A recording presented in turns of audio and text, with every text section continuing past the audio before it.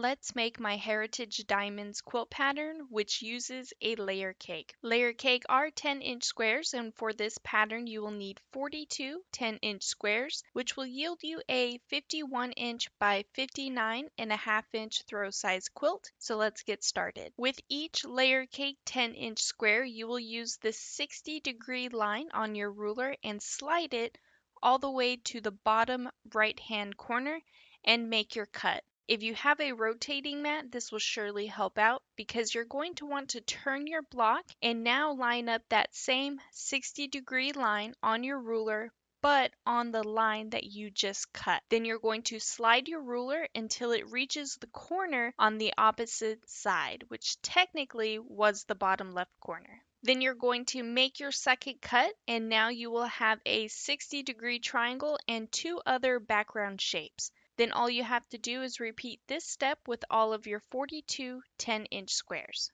Once all of your 10-inch squares are cut, it is time to sew everything back together. First, you are going to select a 60-degree triangle in one print, and for your exterior shapes, you're going to select a different print, but of course making those two match. Then we are going to sew the left unit to the 60-degree triangle with a 1/4-inch seam allowance. And remember, since we are sewing on a 60-degree diagonal, we need to offset our pieces a 1/4 inch.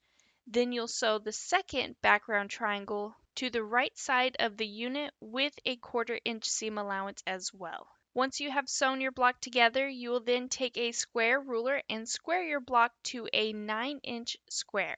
Since I don't have a 9-inch square ruler, I'm going to take a larger one and line up my corner on the diagonal seam on both the bottom, right, and left corners on my 9-inch square markings. Then for the center diamond point, it will lay on the 4.5-inch line. Doing so, you shouldn't have much to square off. But once all of your blocks are made, it's time to lay your quilt out. And first you will start with the diamond point facing up, followed by the diamond point facing down. And then you'll just alternate between the two. Then for the remaining rows, you will then do the opposite of that. That way you'll get the optical illusion of diamonds starting to appear. Then you'll lay your blocks out in a 6x7 block layout. And as always, sew your blocks together into rows, and then lastly, sew the rows together to complete your quilt top. And here is what my Heritage Diamonds quilt pattern looks like all finished. For the backing, I am using a print from within the collection. Then for the thread choice, I am going with glide threads in the color Steel Blue.